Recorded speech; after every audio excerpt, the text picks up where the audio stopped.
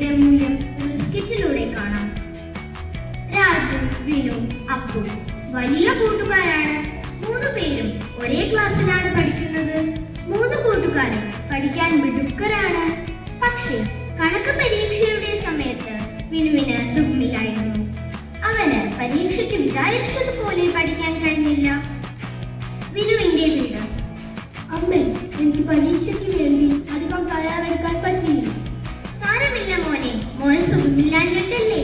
എന്നാലും പരീക്ഷ എഴുതാതെ ഇരിക്കണ്ട. അറിയുന്നത് പോലെ ചെയ്താൽ മതി.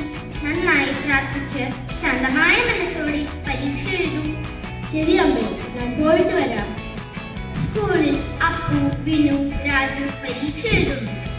അവധി കഴിഞ്ഞ് ഉത്തരക്കടലാസ് കിട്ടുമ്പോൾ കണക്കിൽ വിനുവിന് രാജു, അപ്പു ഇവരെക്കാൾ മാർക്ക് കൂടുതലായിരുന്നു.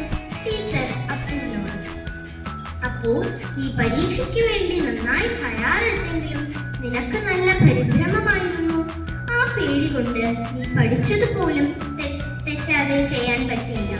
ടീച്ചർ രാജുവിനോട്, രാജു, പേപ്പറിൽ നിനക്കറിയാവുന്ന ചോദ്യങ്ങൾ കണ്ടതിന്റെ ആവേശത്തിൽ നീ ധൃതിയിൽ പരീക്ഷ എഴുതി.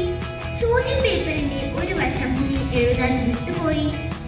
എന്നാൽ വിനു ആകട്ടെ ശാന്തമായ മനസ്സോടെ അറിയാവുന്ന ഉത്തരങ്ങൾ തെറ്റാതെ നന്നായി പരീക്ഷ എഴുതി. കണ്ടില്ലേ കൂട്ടുകാരെ ശാന്തതയുടെ മഹത്വം.